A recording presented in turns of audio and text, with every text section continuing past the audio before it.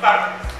La primera parte solo voy a dar un concepto para que ustedes lo puedan tener acerca de lo que es la pastoral juvenil, sus fundamentos, e inmediatamente entonces entramos a esa primera parte que les quiero mencionar, que es un análisis pastoral del Salmo 23, que es uno de los salmos íconos, creo yo, para la cristiandad, ¿verdad? El Salmo 23 es icónico, es un salmo que tiene ciertas virtudes que yo quisiera compartir con ustedes en esta mañana.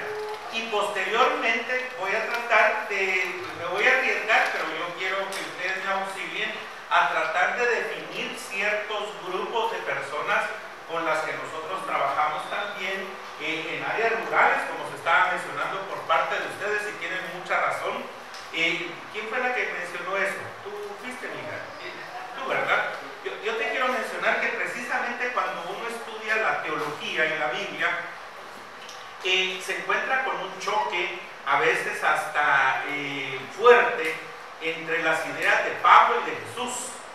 Y básicamente porque Jesús es un hombre de campo. Y todos los ejemplos y toda la vida de Jesús, fíjate que el 80% del ministerio de Jesús se hace en el campo. El 80%, ¿verdad? Y se hace alrededor también del lago de Genezaret o el mar de Galilea, como se conoce en algunas versiones de la Biblia. Por eso es que él habla de peces, ahí se dan las escenas de la pesca milagrosa, de los momentos de tensión que vivieron cuando la barca se iba a hundir, ¿verdad? El 80% de todo el trabajo de Jesús se hace alrededor del lago de Genezaret o del lago de Galilea. Imagínense ustedes. Pero San Pablo es un homo urbis, o sea, es un hombre urbano, es un hombre de ciudad, que inmediatamente lo que él hace es poner ejemplos citadinos de las urbes a las que él pertenece. Incluso él nos narra a nosotros ciertos deportes que cuando uno lo estudia son los antecedentes de lo que posteriormente nosotros vamos a conocer en la historia como los Juegos Olímpicos, las carreras, por ejemplo, que hacían, ¿verdad? Esas personas por la vida, por una corona, son parte no del campo, sino que de la ciudad. Y por eso nosotros vamos a encontrar ciertos choques de análisis que tiene una persona que se mueve en el campo y una persona que se mueve en la ciudad, ¿verdad? Eso es algo muy, muy bonito. Muy bien, entonces, ¿cómo tratamos, cómo intentamos? No hay una definición macro, no hay una definición per se, no hay una definición total, ni una definición que abarca todo el pensamiento de lo que ustedes realizan en el campo, las áreas, ¿verdad? ¿Cómo tratar de definir una experiencia, una de las áreas formidables de la iglesia? Porque la iglesia tiene diferentes áreas y no solamente un área, ¿verdad? Y esto puede ser uno de los elementos que componen la totalidad de lo que es el ministerio general de la iglesia. Por ejemplo, cuando usted mira Hechos 2:42 al 47, Hechos 2:42 al 47, usted encuentra 5 grandes áreas, 5 grandes segmentos, 5 grandes énfasis que la iglesia debe de cumplir en su misión. Hechos 2:42 al 47. Es un extracto básico de lo que implica precisamente la ministerialidad de la iglesia. Yo se los voy a decir aunque sea en desorden, ¿sí? Va, la primera. La iglesia tiene un aspecto didáctico, que incluso la palabra en griego ahí es didaskó. Digamos, uno de los que intervinieron ahí también, disculpen que a veces sea chuquillo yo escuchando ahí atrás, ¿verdad? Pero algo que dijeron, miren, busquemos el fundamento bíblico. Y efectivamente, la fe evangélica, la fe cristiana educa, ¿verdad? Entonces, lo primero que hace la iglesia primitiva es una didaskó, o sea, enseña. Yo me recuerdo en los campamentos de verano que organizábamos hace muchos años, hace 1200 años, en Montesión, que teníamos ciertos campamentos que se llamaban campamentos educativos. Y yo me recuerdo en una ocasión que un señor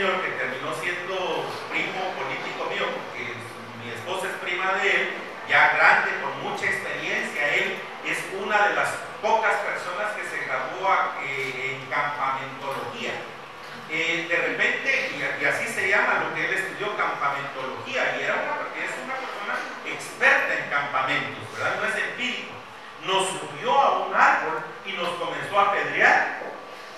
Y nosotros, ¿verdad?, esquivando las pedradas ahí, y más de algunos de nosotros nos llevamos un severendo platanazo, ¿verdad? Y entonces ¿vieron qué sienten los pajaritos? Nos dijo, ¿verdad? Y entonces habló sobre la naturaleza y habló acerca de la obra creadora del Señor, buena y perfecta, ¿verdad? Y muchas de las estaciones por las que nosotros pasamos tenían un sentido educativo. Una de las primeras funciones que tiene la iglesia primitiva, en Hechos 2:42 al 47, es la didascó. O sea, todo debe de educar, principalmente si nosotros trabajamos más que juegos individuales, juegos en grupo, ¿verdad? En donde se resalte, más que la figura de un superhéroe, porque eso es lo que nos mete el mundo. De repente nosotros trabajamos ideas del trabajo comunitario, del trabajo en equipo, lo que posteriormente la ciencia descubrió, las inteligencias y las virtudes múltiples. Pero los cristianos eso lo manejamos desde hace mucho tiempo.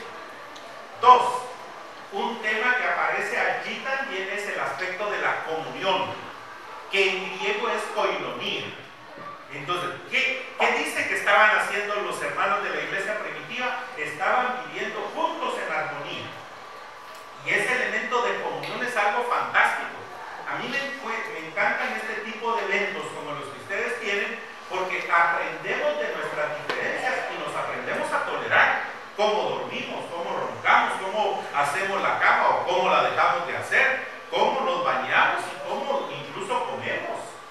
Son elementos que nos deben de enseñar, y tendríamos que tener nosotros la capacidad de resaltar, por ejemplo, los elementos que nos edifican al vivir en comunión. Dos, es un área de comunión. Número tres, fíjense que también hay una palabra allí que hacía la iglesia primitiva, una palabra que a veces no les gusta, principalmente a las generaciones modernas, pero es griega, liturgia, liturgué, que básicamente quiere decir culto. ¿Sabe por qué? Porque el hebreo por naturaleza, que le hereda también a la iglesia primitiva, le enseña a hacer culto, no servicios. Para mí esas son malas palabras que se meten dentro de la jerga evangélica o cristiana, que no tiene sentido. ¿Qué es un servicio? ¿Sabe? Pero si usted dice culto, tiene un sentido mucho más bíblico. ¿Por qué? Porque culto se le da a alguien superior.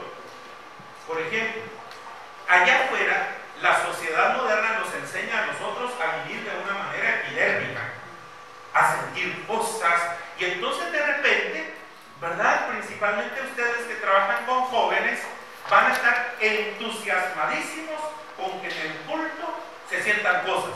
Y yo ya soy viejo, permítame tal vez tener ciertas dudas, pero yo digo, cuando alguien está dirigiendo un culto y yo estoy sentado ahí, ¿verdad? Dice, sienta Dios. Yo permítame preguntarle a ese joven, ¿y cómo para qué? No, es que, sí, pero ¿para qué? Bueno, ¿y si no sientes a Dios? Yo les voy a decir, yo soy pecador. Hay momentos en los que me he sentado en el culto y no siento a Dios. Hay momentos en los que no quiero levantar mis manos. Pero si yo no comprendo, como decía mi abuela, a la disconversa, o sea, a la inversa, a la postre, lo que la Biblia nos dice a nosotros es que Dios está con nosotros, no necesariamente lo sintamos o no lo sintamos. Le voy a confesar algo. La verita duerme de este lado. A veces despierto, miro a esa negra y yo, te quiero, negra condenada, te ganaste mi corazón. Y me lo beso usted. Y hay momentos en los que me despierto con la misma verdad. Ahora, el amor no solamente es un sentimiento. Y algo que hoy necesitan los jóvenes es precisamente, miren, aunque se sientan solos, Dios está con ustedes. Aunque estén a veces desamparados por la sociedad, por la familia, Dios está con ustedes. Porque a Dios no tiene un principio de sentirlo. Porque lo que Dios quiere es que nosotros principalmente creamos que está con nosotros, cualesquiera que sean nuestras condiciones y nuestras situaciones, ¿verdad? Por eso es bien peligroso cuando la gente piensa que Dios está conmigo solo en la abundancia o en la prosperidad. Momento. También está con la viuda que sufre. También está con el huérfano que se queda huérfano prematuramente. También está con el joven que tiene problemas existenciales. Y el culto, principalmente, es una realización comunitaria en donde se adora a Dios. Y entonces vean ustedes, hoy muchas personas, incluso pecamos los pastores, estamos como deseosos de que la gente salga contenta del culto. Los músicos a veces están deseosos que la gente salga contenta del culto. Si ustedes me permiten hacer esta afirmación siguiente, yo les declaro esto. Para mí, en lo personal, si alguien tuviera que salir contento del culto, es Dios, no yo. Este es mi hijo amado, esta es mi hija amada, en quien yo tengo complacencia, ¿verdad? Los ingenieros de calidad dirían que es un ISO 9001, porque nos da un control de calidad fantástico. Es Dios el que debe salir contento del culto. Yo puedo salir hasta mareado,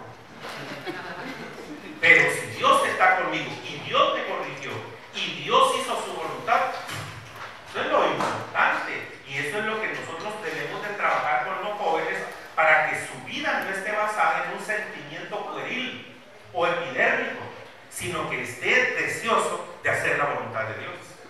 Número 4. Si nosotros hemos mencionado didasco o educación, koinonía o comunión, también culto o liturgia, hay algo también importantísimo que aparece allí: diaconía, ¿verdad? La palabra diaconía en griego quiere decir amor y misericordia.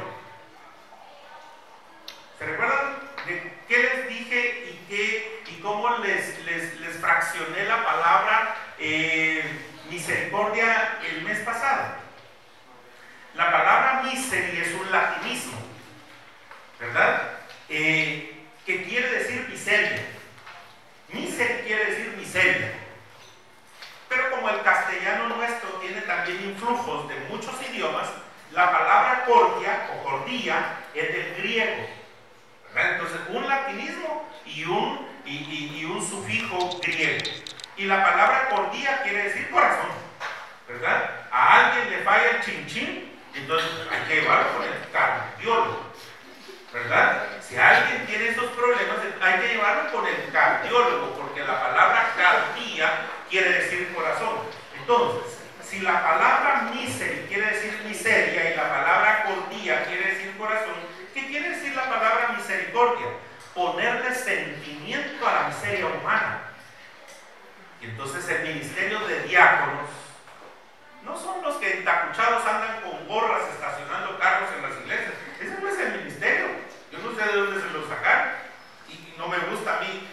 Yo me voy con traje también, aunque no vaya a predicar, me voy con traje a la iglesia. Esa es mi formación, ¿verdad? Pero no me he visto yo como inspector de luces viejos con tacuche y gorra, ¿verdad? No le hallo razón. En cambio, el ministerio de los diáconos era brindar misericordia. Y uno de los elementos y principios de nosotros es enseñarle a la gente a tener misericordia. Los jóvenes deben de aprender a tener misericordia por toda esta generación con la que conviven. Y la última, cuando dice, por ejemplo, la frase, y el Señor añadía cada día a los que habían de ser salvos, esa palabra griega quiere decir kerigma, que quiere decir proclamación, lo que nosotros hemos usado como evangelización. Ahora, pero miren ustedes, dice que, y vean ustedes la estrategia que la Biblia tiene, el kerigma básicamente quiere decir que cuando nosotros cumplimos una excelente educación cristiana, una excelente comunión los unos con los otros, un culto que realmente sea un culto bien pensado, más un servicio de misericordia. ¿Qué va a pasar? Que sin necesidad de estar forzando a la gente, el Señor va a añadir a las personas que van a participar en nuestros grupos, ¿verdad? A veces nosotros queremos forzar mucho y lo que pasa es que hemos dejado de hacer ciertas áreas, y por eso una de las áreas es concentrarnos nosotros en un ministerio que se vaya especializando poco a poco en el área juvenil. Y por eso está plasmado ahí este concepto. La pastoral juvenil es una acción organizada, y me refiero a la iglesia no particular, sino a la iglesia como cuerpo de Cristo, y el ministerio cristiano a favor de adolescentes y jóvenes presentes en la comunidad de fe, ¿verdad? Cuando yo estaba pensando en eso, también estaba pensando que muchas veces el segmento de los jóvenes, aún de los niños y de los adolescentes dentro de nuestras comunidades de fe o de la iglesia misma, tiene poca importancia y relevancia. Y creo, ¿verdad? Y ustedes saben y manejan mejor esas estadísticas, que Guatemala es un país joven. Y les voy a decir esto con todo mi corazón. Por eso, las estrategias satánicas y diabólicas están encaminadas a destruir a esa parte de la población guatemalteca. Y ustedes son los agentes de cambio para que esas personas tengan un acompañamiento y principalmente una dedicación como parte de la comunidad de fe, para propiciar que asuman los valores del Evangelio, ¿verdad? También se mencionó en uno de los momentos de la intervención, porque a fin de cuentas nosotros no damos modelos, sino que compartimos valores del reino, ¿verdad? Valores del Evangelio como fruto del encuentro con Jesucristo e insertados en el dinamismo de la misión de la iglesia y el reino, que vivan un proceso de toda la vida. O sea, educamos para la vida, no educamos para el momento. A veces yo peleo con los maestros que educan ¿para qué? Para el examen parcial. Y la gente se prepara para el examen final, pero no se preparan para la vida. En el colegio donde estudiaron mis hijos, por ejemplo, ¿verdad? Saquen una hoja, hoy vamos a tener un examen final. No nos anunciaban, no estaban desvelándose todas las mañanas a las 4 o 5 de la mañana estudiando. No. Y de manera, si usted quiere, improvisada, hoy vamos a tener examen parcial. Y nadie protestaba. Y entonces la filosofía del colegio es: nosotros nos preparamos para la vida y no para un examen. Como parte de la educación. Así es Jesús, ¿verdad? No los prepara para un examen, sino los prepara para la vida. Y entonces vivan ese proceso de toda la vida en continua conversión, que es otro de los elementos.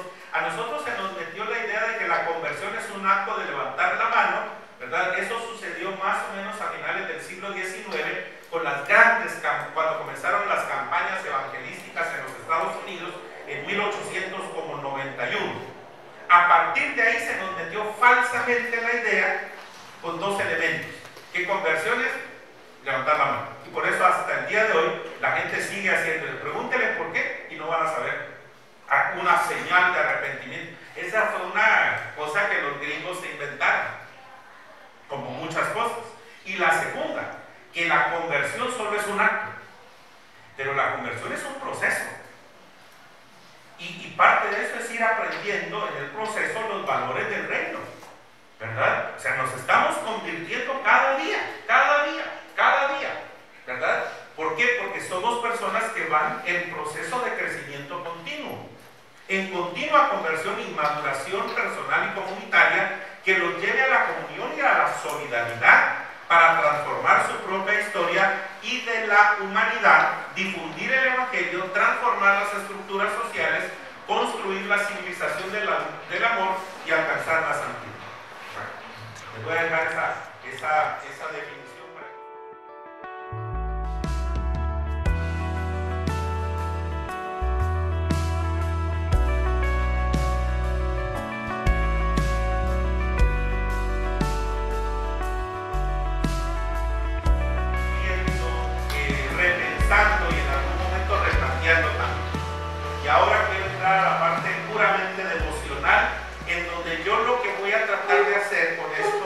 fundamentos de la pastoral juvenil es básicamente analizar el Salmo 23, la estructura del Salmo 23, uno de los salmos y uno de los poemas bíblicos más leídos por toda la cristiandad. Es un salmo que leemos en momentos de crisis y en instantes de triunfo, en medio de las dificultades más intensas de la vida y cuando debemos de enfrentar adversidades extraordinarias con lágrimas en los ojos, con angustia en el alma y con desespero en el corazón. Salmo 23 es un refrigerio para él. Y básicamente allí yo quisiera con ustedes elaborar ciertas premisas, ciertas ideas de los fundamentos de una pastoral juvenil. Este poema ha inspirado a creyentes de diversas generaciones, pues destaca el elemento de compañía divina en medio de la dificultad agónica y desesperante. ¿Verdad? Si ustedes ven, uno de los elementos es la compañía divina. Por ejemplo, les puedo decir algo fuerte que se enseña en teología del Antiguo Testamento y con los profetas. ¿Cómo lo consideran, digamos, el mundo judío? Les voy a decir esto. Para el mundo judío, Daniel, el libro, no es un libro profético. Para el mundo judío, ¿verdad? No lo considera, el judío no lo considera un profeta. Y para el mundo judío hay un gran problema teológico que tiene Daniel. Está en el palacio, en Babilonia, más o menos como a unos 1100 kilómetros de distancia en Jerusalén. Y lo que a nosotros nos han enseñado de la espiritualidad de Daniel, que es válido, él abría las ventanas en el palacio y oraba hacia Jerusalén. Y para el judío ese es un error teológico, porque Dios no se había quedado en Jerusalén. Y entonces les recuerdo al profeta Ezequiel. Desde el capítulo 1, Ezequiel está junto a los ríos Quebar, que están en Babilonia. ¿En dónde está Jehová para Ezequiel? Aquí conmigo, en tierra extraña. ¿Sabe por qué? Porque en ese tiempo se creían en dioses territoriales. David creía en dioses territoriales. Y creían que este es el territorio de los Baales. Y este es el territorio de Jehová. ¿En dónde? En Jerusalén. Y eso es lo que considera Daniel. ¡Ay, estoy en tierra ajena! Babilonia. En donde privan, donde se adora a dioses X. En cambio, Ezequiel dice: no, señores, ¿en dónde está Jehová? Aquí, con los desterrados, aquí en tierra ajena, porque Él es el Señor del universo y no es Dios solo de un territorio. Si llegan a asimilar esa idea, muchas veces a nosotros nos han dado la idea de que Dios, a mí me lo recalcaban los miembros de la iglesia: pastor, vengo al templo porque allí me encuentro con Dios. No, mi hermana, allí está Dios contigo en el hospital, allí está Dios contigo en tu cocina, allí está contigo cuando sufres. Y esa idea es mucho más pastoral, porque uno de los sentimientos modernos en las generaciones con las que nosotros trabajamos es un sentimiento de soledad. Y la pastoral juvenil inserta el concepto de una compañía divina. ¿En dónde está Dios? ¿Qué hace Dios? Él es mi pastor. Y vean ustedes la afirmación: y nada, absolutamente nada me faltará. Ese principio es un principio pastoral. Dios está contigo, sí, pero no lo siento, no importa. Porque Dios no está sujeto a mis sentimientos ni a mis pasiones. Dios dijo que iba a estar conmigo y punto. Ahora, por supuesto que yo lo dije tajante, ¿verdad? Muy pesado. Pero es un principio en donde Dios no está sujeto a que lo sienta o no lo sienta. Esa es una garantía para los jóvenes, para las señoritas con las que nosotros trabajamos.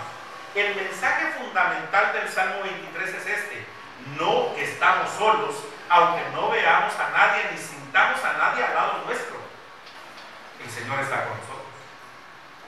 No estamos solos en la dificultad, no estamos solos en la adversidad, no estamos solos en la prueba, no estamos nunca solos en la enfermedad, nunca, nunca estamos solos. Ese sentimiento de seguridad es algo que el cristianismo puede ofrecer en un mundo de desesperanza y de soledad, ¿verdad? Yo voy a una fiesta de 15 años y ahí están bailando los jóvenes, ¿verdad? Y ahí ahora, digamos, en mi tiempo era buscar pareja y comenzar a bailar en pareja.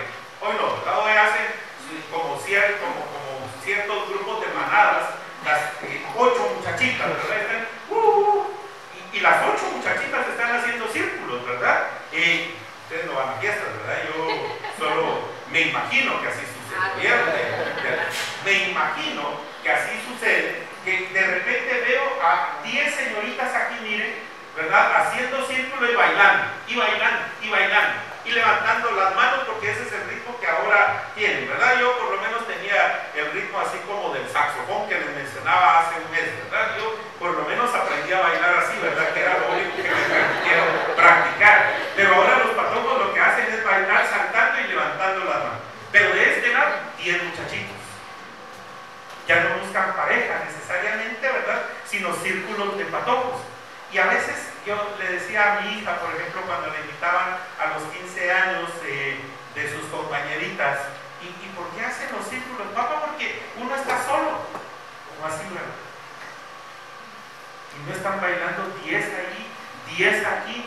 Ese sentimiento de soledad es algo que está primando hoy en día en muchas generaciones. Una de las virtudes del Salmo 23 se relaciona con imágenes sencillas y claras. 2 imágenes. La primera imagen aparece del verso 1 al 4, el pastor. Y la segunda imagen, que está en los versos 5 y 6, el anfitrión. El anfitrión. El pastor y el anfitrión. Verso del 1 al 4 es toda la imagen de un pastor. Y verso 5 y 6 es la imagen de un anfitrión, que los vamos a ver y vamos a ver algunos detalles ahí en particular. El Señor es como un buen pastor que conduce mi vida por delicados pastos. Me lleva a aguas remansas para alimentarme y saciar mi sed, y me brinda las fuerzas necesarias para superar los conflictos de la vida, aunque ande en medio del valle de la sombra y de la muerte. O sea, esa es la imagen que tiene la vida. ¿Por qué tiene esas imágenes? Si usted ve algo de lo que yo te decía a ti, mija, ¿verdad? Es un contraste entre un hombre de campo que se convierte en rey, ¿verdad? Es abrupto su campo. Es un hombre que vivió en el campo, cuidando las ovejas de su familia. Y de repente, el profeta busca en su familia hasta encontrarlo en él, y de la noche a la mañana aparece él en el palacio. Ese cambio es abrupto, ¿verdad? Yo me vine de Shela a la edad de 8 años, por ejemplo, a vivir en la capital. ¿Y cuántas personas sufren cambios abruptos viniendo del interior a vivir a la capital, por ejemplo? ¿Verdad? ¿Cuántas cosas positivas y negativas adquieren las nuevas generaciones en esos cambios, precisamente? Y las 2 imágenes que nos presenta David en un solo salmo son sus experiencias. Él fue pastor, pero también ahora es anfitrión. Él cuidó ovejas, pero ahora también recibe invitados especiales en el palacio. Él sabe cómo es servir copas. Él sabe cómo es recibir gente de alcurnia, ahora que está en el palacio. Pero también sabe que es pelearse un niño pequeño, ¿verdad?, contra fieras para proteger a las ovejas. O sea, no es que le contaron, es que es su experiencia. Es que él lo ha vivido, lo uno y lo otro. Y esas 2 imágenes son fantásticas, fantásticas para la forma como él la puede describir. Las imágenes, por ejemplo, que él tiene de sombra y muerte, aluden al problema extraordinario. O sea, ¿Cómo define usted el problema más intenso que ha vivido? ¿Cuáles son las frases, expresiones que nosotros utilizamos, que los jóvenes expresan? Sentía que me moría, ¿verdad? Miren, la pura muerte usted. ¿Cuáles son las frases? Y esas son las imágenes precisamente con las que David expresa en su lenguaje y en su experiencia los momentos de crisis. Les conté a ustedes qué quiere decir la palabra crisis cuando les expliqué qué quiere decir la palabra hipócrita. Y la palabra crisis quiere decir sacudimiento. Y la palabra crisis también se puede definir como problema, ¿verdad? Los problemas lo que hacen es sacudirnos, sacarnos a nosotros del entorno cómodo que tenemos, ¿verdad? Y esto es algo complicado porque normalmente nosotros no hemos sido educados para enfrentar los problemas ni las crisis, y muchas veces huimos. ¿Se recuerda a alguien de ustedes qué quiere decir la palabra hipócrita? Que les mencioné que el prefijo hipo quiere decir debajo de, hipotermia, debajo de la piel. Eso quiere decir el prefijo hipo, ¿verdad? Debajo de ahí viene la palabra hipopótamo, ¿verdad? Hipotálamo, debajo de. Y la palabra crita, que le da origen en griego a palabras como criterio, como crítica, ¿verdad? También se puede definir como problema. Quiere decir que un hipócrita no es el que habla de ti por atrás, sino que una persona hipócrita es aquella persona que evade los problemas, ¿verdad?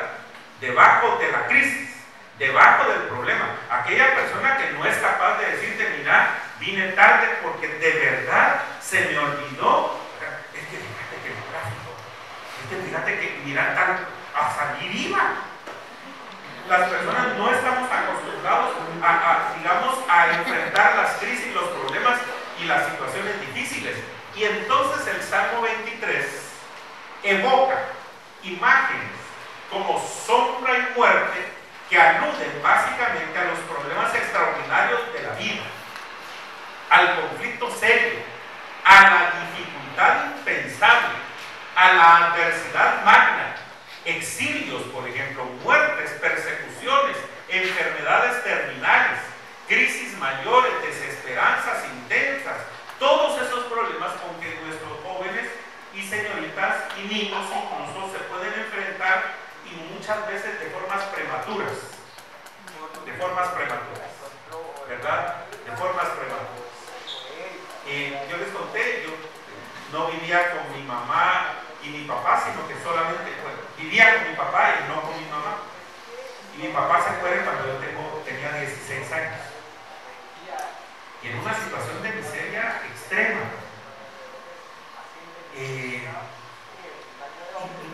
No nos apoyó la iglesia, ¿verdad?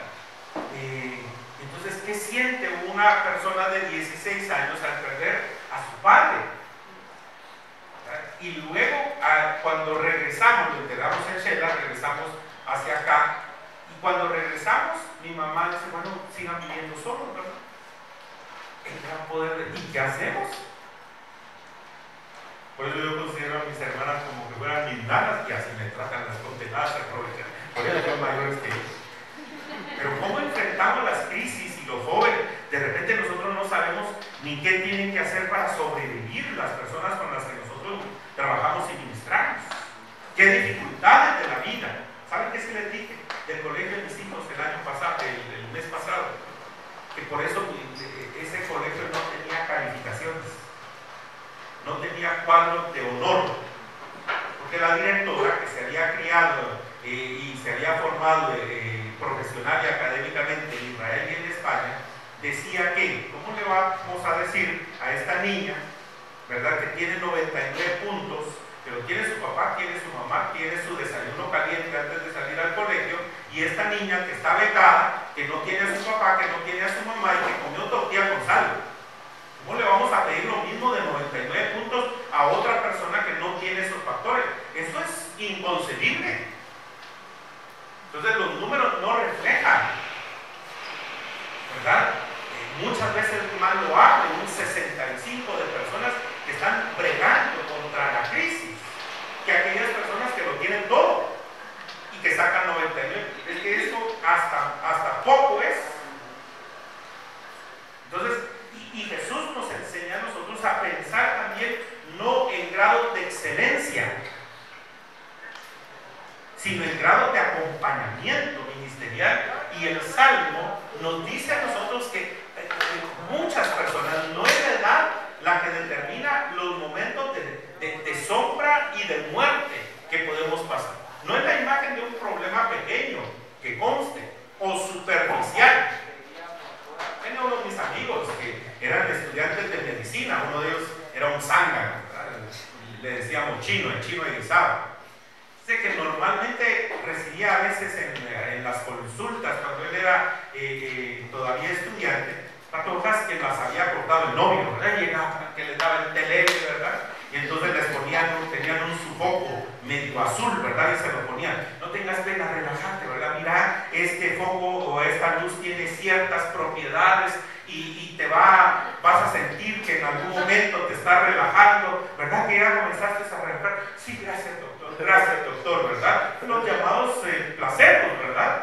Y muchas veces el Salmo no está hablando de esto, de un patojo al que lo cortó la tralla. No, eso relativamente es algo pasajero y temporal. Está hablando de problemas mucho más profundos en la vida, mucho más, digamos, caóticos, ¿verdad? Y por eso es que el Salmo evoca precisamente las imágenes de un pastor que nos acompaña en ese sentido.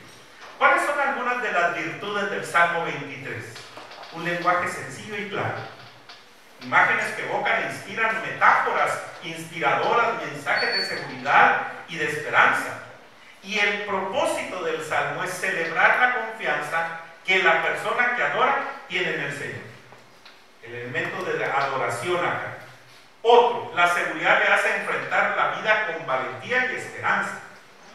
Porque a la postre, el trabajo ministerial lo que pretende es que cada una de las personas a las que Dios me ha puesto a mí a ministrar, cualesquiera que sean sus edades, puedan adquirir de tal manera la madurez cristiana y de vida que entonces puedan enfrentarse a la vida con gallardía. A la postre eso es lo que nosotros debemos de hacer, ¿verdad? A la postre yo estoy criando hijos no para que se queden en mi casa. Como le decían a mi suegra cuando mi cuñado de 38 años no se casaba: Lidia, el gran problema de usted es que lo trata bien. Trátelo mal a ver si no se va el patojo. O sea, de alguna manera nosotros hacemos un trabajo ministerial para que despeguen y se vayan y se enfrenten con la vida. Nosotros no hacemos un trabajo paternalista en donde les resolvemos los problemas de la vida. No, les enseñamos y les damos herramientas. ¿Para qué? Para que se enfrenten a la vida con valor, con gallardía y con los principios del reino, ¿verdad? Muchas veces tenemos que enseñarles a los jóvenes que no es el dinero fácil lo que nos va a dar la felicidad. Por el contrario, nos puede meter en grandes problemas. 98 iglesias en la costa sur están identificadas por las fuerzas de seguridad como narco iglesias, en donde jóvenes que eran pescadores con sus lanchas tiburoneras, con sus motores sencillos, los muchachos con ropa común, ¿verdad? De la noche a la mañana ya no solo pescaban peces, sino paquetes, por los cuales les dan $500 por paquete. Entonces, tenis Nike, Adidas, lo típico, ¿verdad? Cadenas como de a pulgada y media, ¿verdad? De plata o de oro, ¿verdad? Y entonces, muy buenos tiempos. Pero el problema es que lo fácil muchas veces no es algo que nos educa para la vida, ¿verdad? Hoy hay universidades aquí en Guatemala, aún fundadas por evangélicos, que no son universidades reconocidas ni acreditadas, que les pegan una vacilada a la gente. Miren, nosotros los licenciamos en año y medio.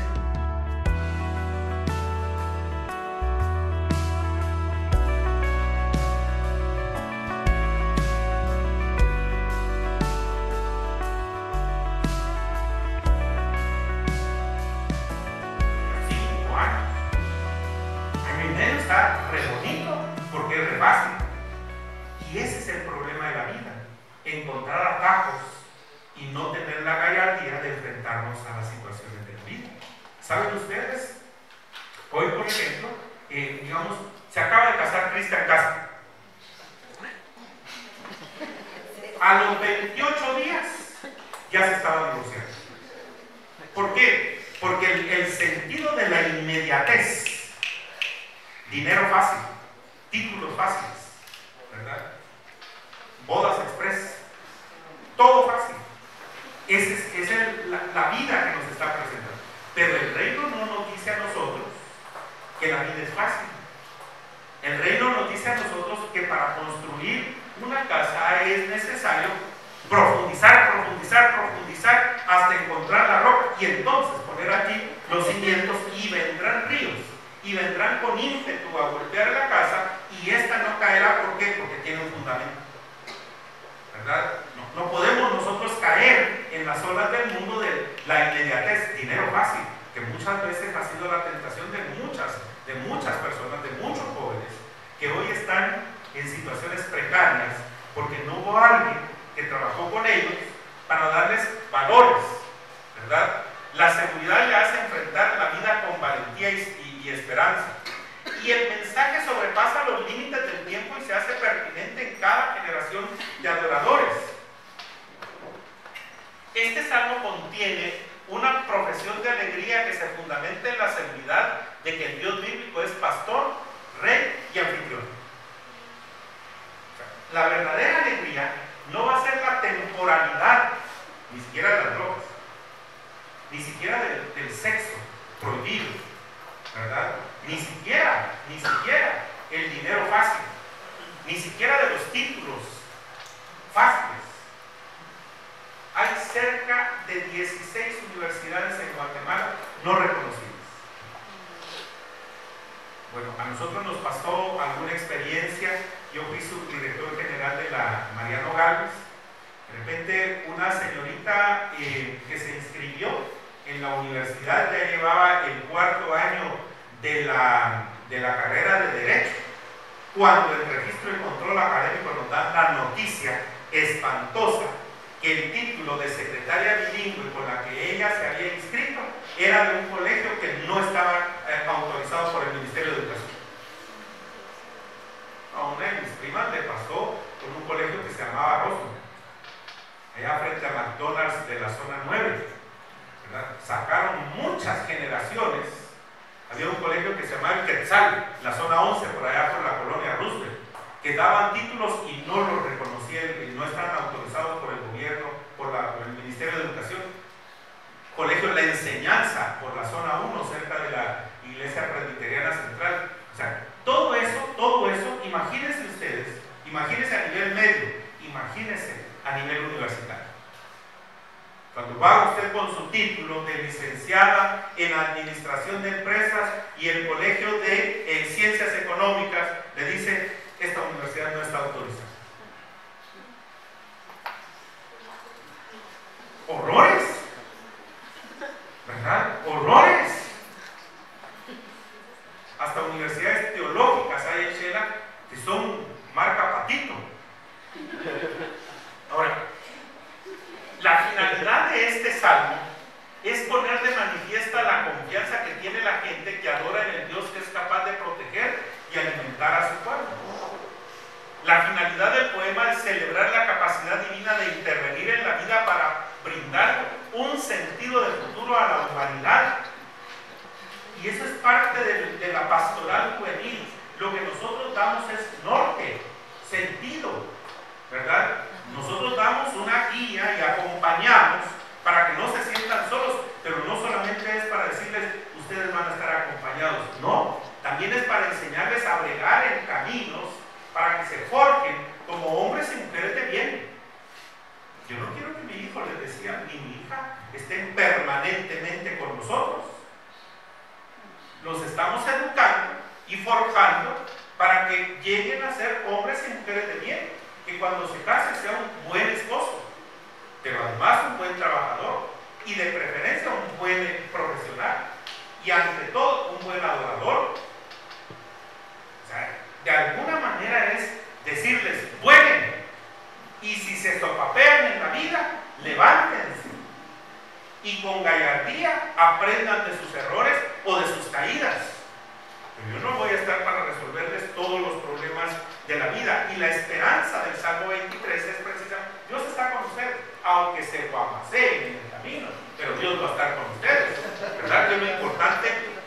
vida, ¿verdad? Y la razón de este salmo. El Dios pastor. Ahora, en los primeros 4 versos que nosotros tenemos, destaca el tema del Dios pastor y afirma con seguridad que el Señor provee lo necesario para la seguridad de sus rebaños. Entonces, en esta primera imagen, la simbología que se utiliza es impresionante. Verdes pastos, aguas tranquilas o remansas, como dice alguna versión de la Biblia, valle de sombra de muerte. Porque el problema en la pastoral juvenil no es decirle a los jóvenes, ustedes pueden estar exentos de problemas. Esto es absurdo. Lo que sí es real es que vendrán problemas a su vida. Eso es una garantía. Digamos, a mí me encanta la gramática bíblica. Me encanta la gramática bíblica. Cuando, por ejemplo, cojo el texto que dice, en el mundo tendréis aflicción. Al final de esa frase, si hay un punto y final, estamos fregados todos ustedes. Así es, Señor. ¿Para qué la vida? ¿Para qué la fe? ¿Para qué el cristianismo? En el mundo tendréis aflicción. Punto y aparte. Punto y final. Entonces, ¿como para qué? ¿Verdad? Porque el punto y final corta la idea. Termina la idea. Pero en la gramática bíblica aparece una coma. Y cuando yo fui a la escuela, me enseñó mi maestra, que por cierto me enamoré de ella, me enseñó mi maestra que la coma es un suspiro, una pausa, ¿verdad? La idea no está conclusa. Y entonces dice, coma, más confiar, yo he vencido al mundo. Fabulosa la gramática, porque me dice, no que no voy a tener problemas, no, es que Dios va a estar conmigo aún en medio de los problemas. Y precisamente esa imagen es una imagen en el Salmo 23 en los 4 primeros versos. El mensaje afirma la importancia de las sendas de justicia. O sea, cuando habla la Biblia de sendas, está hablando de estilo de vida. El estilo de vida. ¿Cómo lo manejamos nosotros? ¿Verdad? ¿Cómo vivimos nosotros? ¿Cómo nosotros de alguna manera estructuramos lo que decimos ser por lo que somos? Le voy a poner un ejemplo. Otro elemento que enseña la teología bíblica es que la geografía tiene sentido teológico. Miren, como son pasajes muy largos, solo se los voy a narrar. El capítulo 4 de Mateo nos hace pensar, nos hace ver la imagen de un Jesús que está pasando por el desierto. En la geografía bíblica, desierto es soledad, desnudez, vulnerabilidad. Somos proclives a la tentación. Y Jesús, en el capítulo 4, pasa por el desierto. Pero triunfa, sale victorioso de ese lugar. Y entonces, en el capítulo 5, nos enseña que Jesús sube al monte y comienza a trabajar con sus discípulos. Eso está en el capítulo 5, 6 y 7.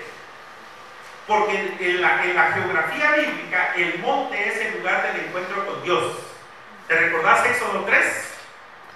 Cuando Dios llama a Moisés para que suba al monte y le dice, quita el calzado de tus pies, porque el lugar que pisas, tierra santa es. Allí se encuentra lo divino con lo profano, el Dios con su hijo Moisés. Pero Éxodo 20 lo llama también para darle los 10 mandamientos. ¿En dónde? En el monte. En el monte se dan teofanías. ¿Qué quiere decir teofanía, mija? Si no me gusta hacer la reflexión. Teos, Dios. Fonos, sonido. Aquí viene la palabra micrófono. Entonces, una teofanía es cuando tú escuchas en la Biblia que Dios habla, aunque no se le ve. Eso se llama teofanía, ¿verdad? Teos, Dios, fonos, sonidos. Hay momentos en los que Dios habla y el hombre lo escucha, el ser humano lo escucha. Pero también no solamente hay teofanía, sino que hay shekinás. ¿Qué es una shekinah? Una aparición, acción divina. Puede ser el humo que cubrió el templo o el tabernáculo. Y aquí lo que vemos nosotros es que Dios se manifiesta ¿en dónde? En el monte. Si tú te vas al Nuevo Testamento, en el monte se da la transfiguración, en el monte se da la crucifixión. O sea que el monte geográficamente tiene como un lugar de encuentro entre Dios y su pueblo. Y Mateo 5, 6 y 7, Jesús sube con sus discípulos al monte y les enseña las virtudes, el perfil que los cristianos deben de tener.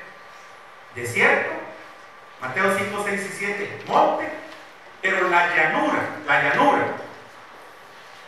es en donde está la realidad de la vida. La llanura es la realidad de la vida. Te voy a poner un ejemplo. Se subió el Señor Jesús y algunos de sus discípulos al monte y se transfiguró delante de ellos. Y esto es lo que nosotros queremos hacer siempre. Hagamos 3 enramadas y quedémonos aquí. Y es que ¿quién no se quiere quedar ahí arriba viendo la gloria del Señor? Y el Señor le dice, no, mis hijos. La gloria de Dios se mira para seguir abajo. Y entonces comienzan a descender. Y cuando Jesús desciende con las personas con las que se había transfigurado, un leproso. No hubiera servido quedarnos allá arriba viendo la gloria de Dios porque la necesidad estaba en la llanura. Y exactamente eso es lo que pasa en el capítulo 8 de Mateo. Fíjense, capítulo 4 viene del desierto. Es vulnerable, es tentado, por supuesto que triunfa. Capítulo 5, 6 y 7, Jesús sube al monte y se encuentra como la revelación de Dios con su pueblo. Pero el capítulo 8, verso 1, dice, y descendiendo del monte, y tras él la multitud que había estado con él aquí arriba, un leproso que se hinca delante de él y le dice, si quieres, puedes sanar. No, si puedes. Apela a su sentimiento. Eso es lo que dice el capítulo 8, verso 1. Si quieres, apela al sentimiento de Jesús. Hijo, claro que quiero. Sé limpio y lo sana. Es bonito explicar el milagro ahí porque él, Jesús, en un segundo se convierte en pecador, enfermo, leproso, porque así lo decía la ley. Pero ese momento, en la eternidad de Dios, hace posible que al sanarlo, ahora no solamente Jesús, sino que el leproso sean limpios delante del Señor. Ahora, la geografía tiene esos 3 elementos allí por lo menos. El desierto. Todos pasamos por desiertos. Yo les confieso como pastor que a veces subía al púlpito y no sentía la presencia de Dios. Y tenía que estar, hermanos, bienvenidos. ¿Verdad que estamos contentos de adorar a Dios? Y yo me sentía triste y bajaba la moto. Con la confianza y la esperanza de que aún en ese estado de ánimo Dios estuviera conmigo. Mi desierto. Y a veces estaba como que, puchica, ¿sabe con quién desayuné hoy? Con Dios. Ahí estuvimos entre fratelli. Él me invitó y hasta pagó la cuenta. Pero a veces también saliendo del culto, ahí estaba la persona con necesidad. Ese es el esquema, por ejemplo, que nos plantea ahí en una parte de su Evangelio Mateo. Exactamente, digamos, la primera estrofa es de un Dios pastor y afirma con seguridad que el Señor provee lo necesario para la seguridad de su rebaño. Esa simbología, verdes pastos, también va acompañado de un valle de sombra de muerte. Entonces el mensaje afirma la importancia de las sendas de justicia y las virtudes del amor al nombre de Dios, que es el reconocimiento de su naturaleza santa y justa. Ahora, aquí hay otro elemento de el Dios como anfitrión.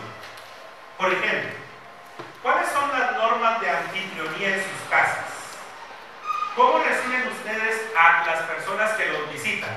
Yo anoche, por ejemplo, tuve la experiencia de recibir en mi casa a un amigo que iba de paso, venía de Shela, estuvo hospedado en la casa porque nos queríamos ver, y hoy a las 3:30 de la mañana, a las 3 me levanté para irlo a dejar al aeropuerto, salimos a las 3:30 de la mañana de la casa, ¿verdad? Regresé como a las 4:15. ¿Cuáles son las normas de anfitrionía que ustedes tienen? ¿Cómo lo reciben a la gente en su casa? O cuando los hospedan, por ejemplo, algunos han hospedado, ¿verdad?, a personas. ¿Cómo los hospedan? Es más, les voy a hacer una pregunta indiscreta para todos. Si alguna de ustedes tiene novio, ¿cómo lo reciben en su casa? ¿Cómo lo reciben en su casa? Yo decía que mi suegra pasaba ya como a las 9:30, pasaba con su vacinita. Ya me voy. ¿Cómo reciben, si alguna de ustedes tiene novio, cómo lo reciben en su casa? Es más, ¿en dónde lo recibe usted? ¿Verdad? ¿En dónde? En las casas de Salta, donde nosotros vivíamos, no había salas. Había un salón grande y sillas alrededor. Hasta en la capital comprendí yo que era una sala. Y ahí se recibían a las visitas. En sillas que le dolía a uno la petaca porque eran así rectas, ¿verdad? Nada de lo ergonómico que hoy se habla, ¿verdad? ¿Cómo somos de anfitriones? Bueno, ¿cuáles son las normas de anfitrionía? Díganme ustedes un par de dichos que hablan acerca de la anfitrionía. ¿Qué se hace cuando uno quiere que la gente se vaya de la casa? Deja ponerte la escoba detrás de la puerta. Es una broma, es un dicho, pero que tiene alguna implicación. Ahora, ¿quién me quiere leer esos dos textos? Y yo les voy a decir algunos ítems, algunas ideitas. 5 y 6. 5 y 6. Aderezas mesa delante de mí y en presencia de mis amigos. Para ahí, muy bien. Una de las normas que la anfitrionía tenía es que principalmente alguien poderoso, como un rey, que es en este caso David, venían dos personas, y las dos personas eran personas invitadas por él, quiere decir que eran personas de alcurnia. Y estas personas venían peleando. Él tenía que mantener una equidistancia del problema suscitado entre estas dos personas. No se podía poner él, ni mucho menos a arbitrar, ni peor todavía, a estar al lado de una de las dos partes. Esa era una norma de la anfitrionía. Sin embargo, lo que David hace y nos dice, miren señores, ¿sabe qué hizo Dios conmigo? No solamente se puso de mi lado, sino que él, siendo el rey, él no podía servirle a la gente. ¿Quién lo hacía? Los mayordomos. ¿Y qué dice la Biblia que hace Jehová Dios con nosotros? Primero, se pone de nuestro lado. Eso es importantísimo. O sea que no se queda políticamente neutral. Y número 2, hasta se levanta y me sirve, aderezas mesa delante de mí en presencia de mis angustiadores, dice la Sagrada Escritura. Quiere decir que el rey, en este caso Jehová, no solo se puso de mi lado, sino que aparte de eso, él es el que se levanta y me sirve y prácticamente le dice a mis angustiadores, ¿y qué? Algo así. ¿Y qué fregados? Si esta es mi hija, si este es mi hijo. Miren ustedes qué interesante, con una norma de anfitrionía. ¿Qué más dice? Unge mi cabeza con aceite, mi copa está rebosando. Muy bien, ahí va. Fíjense ustedes que los mayordomos, solo voy a mencionar 2 o 3 ideas, pero los mayordomos tenían la obligación de que cuando el anfitrión ya no quería que la gente estuviera en su casa y no poderles decir, ¿verdad que ustedes ya se van? Entonces había una técnica, había una norma, había una forma de poderles decir, ya se van. ¿Cuándo?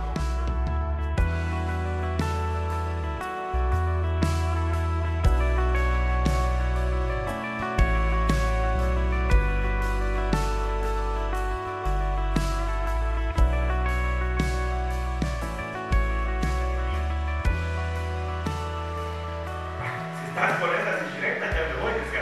Y se levantaron y se iban. Ya no servían vino. Exactamente. Ya no servían vino. Y ahora entonces vean y asocien con una de las últimas frases, con lo que voy a mencionar. ¿Quién mantiene mi copa a reposar? Dios. Y entonces se da la afirmación: y por eso, en la casa de Jehová moraré por días sin fin. Entonces, quiere decir, ¿saben quién es el mayor interesado en que yo esté delante de su presencia? Dios. Fantástico. Él mantiene mi copa a rebosar. Quiere decir que como anfitrión no quiere que me vaya de su casa, y por eso moraré por largos días o días sin fin, como dice una de las versiones de la Biblia. Eso es chilerísimo. Eso es comprender que delante de su presencia el que mayor está interesado es Dios. Que yo esté delante de su presencia. Eso es fantástico. Eso me llena a mí como de bendición. El problema es cuando la gente ya no quiere que yo esté delante de ellos, ¿verdad? El problema es cuando ya no quieren que yo esté en su casa. Ese sí es un problema. En cambio, el Salmo 23, en esa figura de Jehová como el anfitrión, no solo quiere que esté en su casa, sino que esté por días sin fin. Esa es una figura y una forma, aparte del ungimiento de la cabeza, que era un elemento como de un reconocimiento, digamos, a una relación franca y directa, ¿verdad? O sea, el gran mensaje se incluye en la primera frase: el Señor es mi pastor y nada me faltará. Pero de esta forma se destacan esas dos importantes ideas: la imagen del pastor que cuida y alimenta, y por supuesto la de la seguridad divina, de una provisión divina. El propósito del poema es poner de manifiesto al comienzo del Salmo la seguridad que brinda un Dios que se relaciona con su pueblo, con la intimidad y la cercanía de un pastor. Nada nos falta, tenemos lo indispensable para vivir. Y en el uso de las imágenes de pastor, que son muy comunes tanto en Israel como en el Mediano Oriente Antiguo, incluso los reyes eran vistos como pastores. Por ejemplo, Jeremías y Ezequiel los mencionan. Yo quiero mencionar algunas de las características de los pastores y de las ovejas en el antiguo Israel. Ustedes se han dado cuenta que aquí las ovejas, por ejemplo, yendo para occidente, el pastor las va arriando. Las ovejas van adelante y él las va arriando. En el antiguo oriente, en donde la cercanía de la ciudad era muy desértica, los pastores tenían que caminar grandes distancias para buscar verdes pastos. No estaba a la vuelta de la esquina los verdes pastos. Salían muy largas distancias para ir a engordar a las ovejas. Y eso implicaba que los pastores pasaran temporadas con las ovejas. Aquí el pastor de occidente cuida las ovejas, las pone en ciertas áreas y en la tarde las llevan otra vez al redil, ¿verdad? Y el pastor se va a su casa a dormir.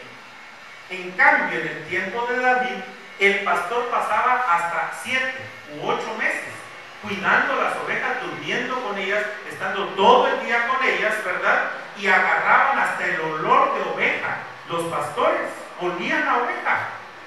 Y por eso es que en el antiguo Israel las ovejas siguen al pastor, mientras que en occidente, por la falta de uno duermen con las ovejas, el pastor las tiene que arriar. Esa es una de las diferencias entre las ovejas y los pastores de occidente, y la imagen que nos da la de oriente, en el oriente de David. Entonces, quiere decir que estas personas pasan 8 meses con las ovejas. Y lo más seguro es que les tenían nombre: la carrascuina y la carrascuaz. Eran dos de las ovejas de David. Yo lo encontré en un documento antiguo, aunque ustedes no lo crean, ¿verdad? La carrascuina y el carrascuaz.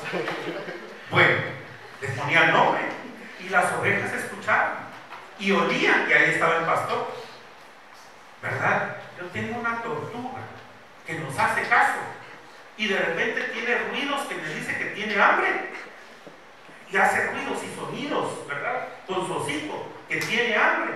Le doy, por ejemplo, un pedazo de salchicha, pero cuando le doy un camarón, le encanta, y sale corriendo a quitarme el camarón de la mano, y se va la tortuga a una como piscinita que le hicieron ahí, y de repente Cristi, se llama María Cristina de Todos los Santos, ¿verdad? Se llama, así se le puso mi hija la Cristi, ¿verdad? Entonces, Cristi, ¿dónde está? Y saca la cabeza. Y le habla, Cristi, y saca la cabeza. Imagínense las ovejas que vivían 8 o 9 meses con el pastor. El pastor tenía un sentido de comunidad, un sentido increíble. Sabe que buscaban a veces cuevas. Y no por cobardía, a veces, sino a veces, cuando buscaban cuevas, ¿saben dónde dormía el pastor? No, adentro. ¿Por qué razón? Porque los sonidos rebotaban en la cueva y él entonces tenía la habilidad de escuchar antes que si hubiera estado afuera. Y además, las ovejas, en lugar de separarse, se juntaban más hacia la cueva, porque también lo que provocaba que el aire topara dentro de la cueva, entonces las ovejas podían sentir el aroma del pastor y entonces les daba la certeza y la seguridad de acurrucarse más pegados a la cueva.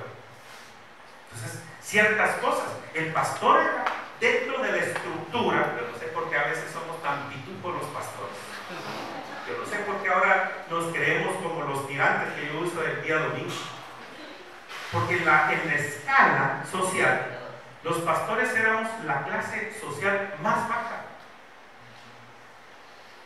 No sé por qué ahora somos tan creídos y llenos de charada los pastores y a veces hasta los líderes.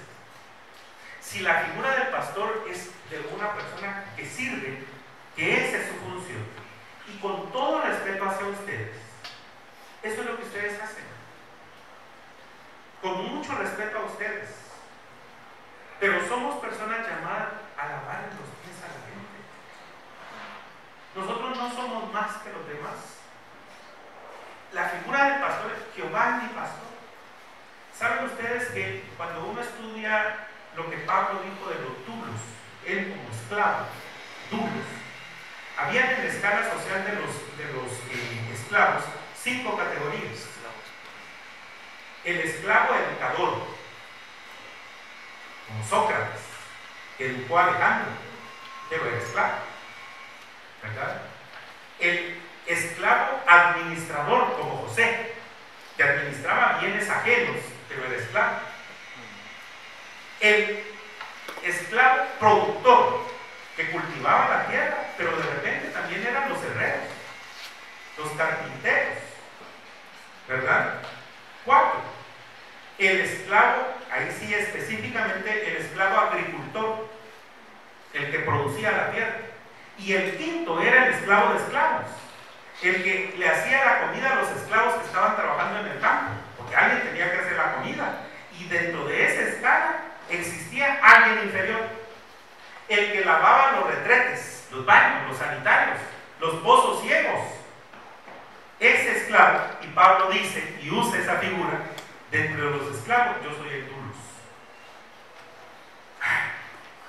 Miren, como para llorar delante del Señor, porque estos somos nosotros, servidores, de los que debemos de lavar los pies a esos jóvenes que Dios nos ha dado como parte del rebaño que Él nos encomendó. Esa es la importancia. La Biblia utiliza con regularidad la imagen de pastor para hombres y mujeres. Habían pastores también, ¿verdad? Es una figura que se usa. Y particularmente se aplica la metáfora de pastor a nuestro Señor Jesucristo. Quizá las imágenes pastoriles en la Biblia se fundamentan en esa relación pastores-ovejas, que es diferente a la de otros cuidadores de animales. Por eso es que les voy a pasar la presentación esa de pastoreando caballos, ¿verdad? El vaquero y la vaca, el caballo y el jinete, los cuidadores de perros o de gatos. Los pastores viven, caminan y duermen con las ovejas. Por esa razón vuelven a ovejas. Esa es nuestra función y ese es el principio de la pastoral. Nosotros caminamos con la gente. Nosotros vivimos con la gente. Literalmente nosotros comemos con la gente. Eso lo hace a uno entonces percatarse de las reales necesidades de las personas. Por ejemplo, cuando un pastor miraba que una oveja andaba media totoreca, esta tiene roña, porque era la enfermedad enfermedad más común que tenían las ovejas. Y entonces tenían habilidades hasta curarlo todo, casi como la saliva de la abuelita. ¿Alguien experimentó la saliva de la abuelita? Uno se caía, se raspaba, la abuelita con cholca, la abuelita con su salivita, pero se le quitaba. ¿Usted sentía mejor? Sí, gracias, la abuelita, ¿verdad? La saliva de la abuelita era curarlo todo. Pero los pastores, ¿saben ustedes? Hacían sus propios menjurjes. Y entonces, cuando miraban a una oveja totoreca, esta tiene roña. Esas son las que menciona Ezequiel de las perniquebradas. Porque entonces la roña les afecta el sistema nervioso a las ovejas. Y entonces les rapaban dos áreas. Uno, la frente. Era una creencia popular, cultural. Y dos, el área donde estaba la roña, por ejemplo aquí. Y entonces el pastor, al ver a la oveja totoreca, ¿verdad?, la ungía en la frente y en el área dañada hasta que ésta pudiera restablecerse. ¿Sabe? La oveja perdida es muy probable que haya tenido roña y por eso se desvió del camino y se quedó perdida. Cuando el pastor se percata, hay 99 y sale a buscar la número 100. Era de lo más común y esa es la habilidad que nosotros tenemos.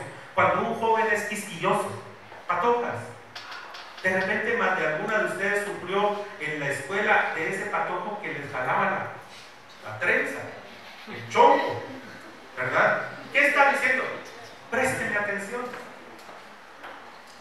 Es algo que uno va identificando. No puede decir uno, un niño de 6, 7 años que está jalándole el chonco porque quiere ser su novia. No, es que posiblemente tiene problemas y lo que está diciendo es préstenme atención. Y esto es lo que nosotros identificamos con las personas. Sus problemas, ¿por qué? Pero porque dormimos con ellos, porque comemos con ellos, porque de alguna manera caminamos con ellos. Ese es un principio de la pastoral y juvenil en particular, ¿verdad?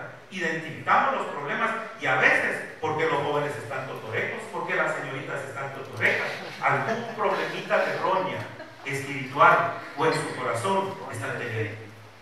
Y nosotros somos llamados hasta identificar muchas veces sus necesidades sin que estos los puedan decir. Los pastores viven, las ovejas escuchan. ¿Ya? Dame un segundito nada más. Gracias. Las ovejas escuchan e identifican la voz de sus pastores porque tienen la capacidad física para distinguir las diferentes voces. ¿Saben ustedes que las ovejas no son las tontitas que a nosotros nos han dicho a veces en los púlpitos de mala manera? No es cierto. Tienen sus limitaciones como cualquier otro animal. Por ejemplo, su olfato es corto, pero tienen una habilidad sensitiva increíble. Por ejemplo, tienen la capacidad de distinguir las voces a tal punto que, por ejemplo, esta es una historia que cuenta Samuel Pagán, que allá en Oriente, ¿verdad?, un turista le dice al pastor: mira, y es cierto que con la flauta de las ovejas, sí, hazlo. Y lo hizo. Y las ovejas detrás del pastor. Ah, bueno, le dice: yo soy músico y sé interpretar lo que tú estás interpretando. Y entonces el pastor también le dice: hazlo, ¿verdad? Y entonces el turista coge la flauta del pastor, ¿verdad?, toca la melodía y comienza a caminar y las ovejas no le hacen caso. Pareciera ser que hay un elemento muy propio de las ovejas que identifican las voces y ellas identifican también la voz de su pastor. Yo creo que es un principio para ustedes.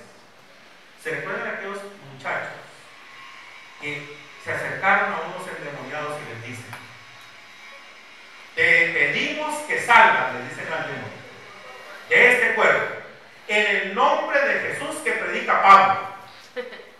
Y entonces los demonios, que eran salcajeños, porque eran montoneros, ¿verdad?, dicen: a Pablo y a los apóstoles conocemos y a Jesús, ¿y ustedes quiénes son? Y les pegaron su revolcada del Padre, del Señor Padre mío. Ellos eran aguerridos. No era la voz de Dios, ni la voz de Jesús, ni la voz del Espíritu Santo. Y los demonios lo identificaron. Y también las ovejas, en el buen sentido, identifican la voz que ustedes tienen con ellos por la comunión que pueden tener también con ellos. ¿Verdad? Sigamos en un ratito.